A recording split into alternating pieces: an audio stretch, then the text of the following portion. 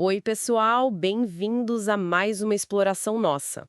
Hoje a gente vai fundo nos símbolos da Nova Jerusalém, lá de Apocalipse 21 e 22. Mas com um olhar específico, né? A gente vai usar a lente do preterismo consumado, com base nos trechos que analisamos. Para situar rapidinho, essa visão, o preterismo consumado, entende que as profecias principais do Novo Testamento sobre a vinda de Cristo em julgamento, estabelecimento do reino, tudo isso se cumpriu lá no primeiro século, sabe? Especialmente com a destruição de Jerusalém em 70 depois de Cristo.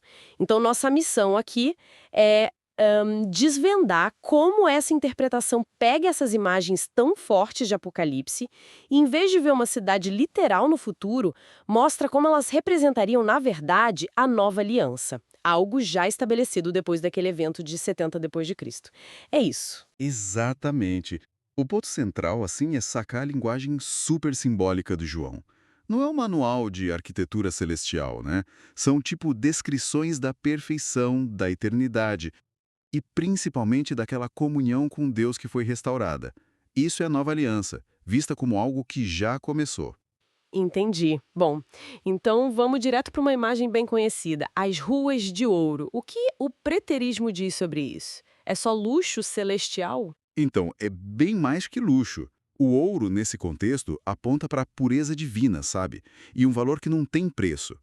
Para essa visão preterista, as ruas de ouro simbolizam o caminho da vida dentro da nova aliança, um caminho santo, justo, valiosíssimo. E tem um contraste importante aí, essa pureza celestial versus a busca por riqueza aqui na Terra, né? O valor real na nova aliança é espiritual, e é para agora, não é material e futuro. Nossa, isso muda bastante a perspectiva. Deixa de ser um lugar futuro e vira um jeito de caminhar espiritualmente hoje. Interessante. E a árvore da vida? A ligação com Gênesis é na cara, né? Com certeza. É uma volta lá no Éden. Nessa nova Jerusalém simbólica, a árvore é o acesso restaurado, pleno, à vida eterna em Cristo. Ele é a fonte. Os frutos constantes, as folhas que curam, não é literal. Simboliza a renovação, a cura espiritual, a vitalidade que está disponível direto agora para quem está em Cristo, livre do peso final do pecado. Essa ideia de cura contínua é forte. E como isso amarra com a ausência de morte espiritual que o texto fala depois? Parece, sei lá, dois lados da mesma moeda dessa vida restaurada. Exatamente isso. São dois lados da mesma moeda. A árvore é a provisão constante de vida e cura dentro da aliança, né? E a ausência de morte espiritual é o resultado disso. A comunhão com Deus está total. A vitória sobre a separação pelo pecado é definitiva. Uma coisa alimenta a outra na vida do crente, entende? Entendi. Faz sentido. E o rio da vida? Ele brota de onde e significa o quê nesse cenário todo? O texto diz que flui do trono de Deus e do Cordeiro, simbolicamente. É o Espírito Santo, a fonte da vida divina jorrando sem parar para nutrir o povo de Deus na nova aliança. É uma imagem de abundância, pureza e dessa relação direta, viva com Deus.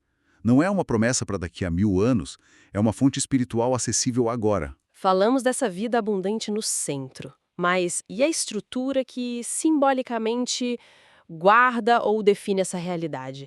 Aí entram os muros e pedras preciosas, certo? Exato. Os muros bem altos significam segurança espiritual, a definição clara de quem é o povo de Deus na nova aliança. E as pedras preciosas nos fundamentos não são só enfeite, não. Representam a solidez, a beleza, o valor eterno dessa comunidade. A fé está firmada nos apóstolos e profetas, ou seja, na doutrina que veio desde o comecinho da igreja. É segurança espiritual mesmo. E as portas de pérola. Essa imagem é bem única. Que significado dão para ela? As pérolas, elas são vistas como símbolo do valor imenso, único, do acesso a Deus. Um acesso que custou caro, né?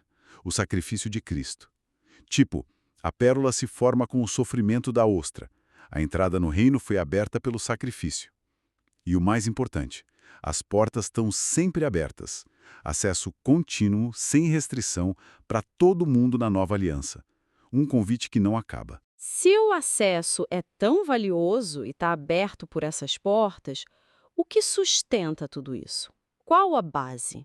Isso leva aos fundamentos com os nomes dos apóstolos. Representam justamente isso, a base firme, eterna da fé cristã. A mensagem do Evangelho, ensinada e passada pelos apóstolos, é o alicerce histórico e doutrinário onde a realidade da nova aliança, essa nova Jerusalém simbólica, está construída. Garante a autenticidade, a estabilidade dessa comunhão com Deus. Para a gente fechar os símbolos, o texto destaca duas ausências bem marcantes: a ausência de morte espiritual e a ausência do mar. O que elas indicam nessa leitura? A ausência de morte espiritual, como a gente já falou um pouco, significa restauração total da comunhão com Deus. Vitória completa sobre o pecado, sobre a separação. É o estado de vida na nova aliança.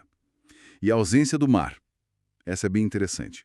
Na simbologia judaica antiga, o mar muitas vezes era símbolo do caos, do mal, das nações pagãs hostis ou até da separação de Deus mesmo. Não ter mar na Nova Jerusalém simbólica indica que essas barreiras caíram em Cristo. O caos foi dominado, a separação entre Deus e a humanidade redimido foi eliminada na Nova Aliança. E isso, para essa visão, se concretizou depois de 70 depois de Cristo. Então, recapitulando a ideia central da nossa fonte, a Nova Jerusalém, por essa ótica preterista consumada, não seria um lugar físico lá no futuro. Seria mais uma descrição simbólica, muito forte, da realidade espiritual que já existe agora na nova aliança para quem está em Cristo. Uma condição de comunhão total, segurança espiritual, vida abundante. Acessível já. Exatamente, é isso aí. E essa interpretação toda deixa a gente com uma pergunta para pensar, né? Uma provocação. Se essa nova Jerusalém simbólica é uma realidade de agora, como é a consciência de já morar nela, com acesso direto a Deus, vivendo na nova aliança? Como isso pode transformar o jeito que a fé é vivida no dia a dia? Como essa percepção mexe com a esperança, com a prática, com a identidade cristã aqui e agora? Fica aí para a gente refletir.